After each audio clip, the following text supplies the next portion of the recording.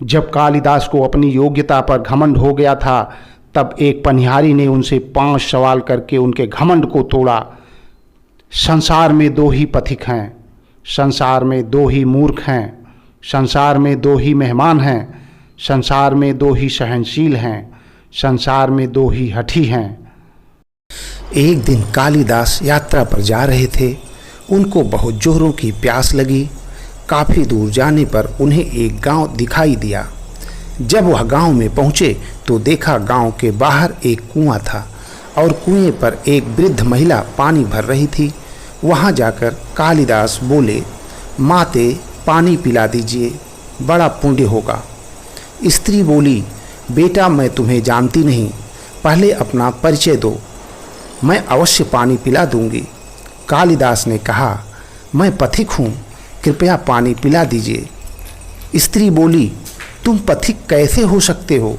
पथिक तो केवल 2 ही हैं, सूर्य और चंद्रमा, जो कभी रुकते नहीं, हमेशा चलते ही रहते हैं। तुम इनमें से कौन हो, सत्य बताओ। कालिदास ने कहा, मैं मेहमान हूँ, कृपया पानी पिला दीजिए।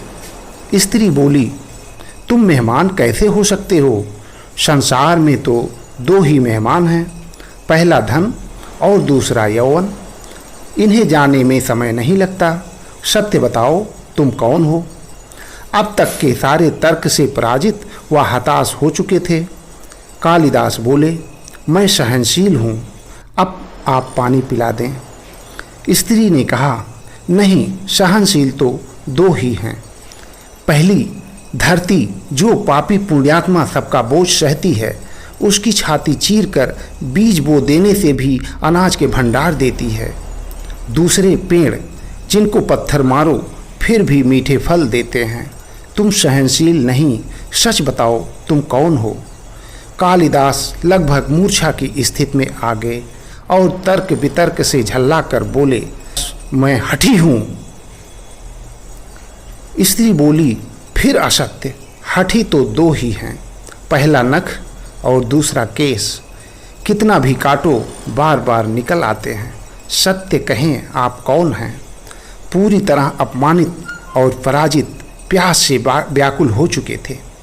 कालिदास ने कहा, फिर तो मैं मूर्ख ही हूँ। स्त्री ने कहा, नहीं, तुम मूर्ख कैसे हो सकते हो? मूर्ख 2 ही हैं, पहला राजा, जो बिना योग्यता के भी सब पर शासन करता है, और दूसरा दरबारी पंडित, जो राजा को प्रसन्न रखने के लिए गलत बात पर भी तर्क करके उसको सही सिद्ध करने की चेष्टा करता है। कुछ बोल ना सकने की स्थिति में कालिदास वृद्धा के पैर पर गिर पड़े और पानी की याचना में गिड़गिड़ाने लगे। वृद्धा ने कहा, उठो वत्स। आवाज़ सुनकर कालिदास ने ऊपर देखा तो साक्षात माँ सरस्वती वहाँ खड़ी थी। कालिदास पुनः पैरों पर गिर गए। माता ने कहा, शिक्षा से ज्ञान आता है, न कि अहंकार।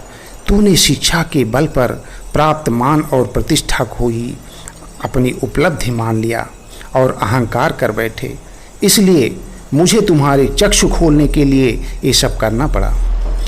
कालिदास को अपनी गलती समझ में आ गई थी और भरपेट पानी पीकर वे आगे चल पड़े।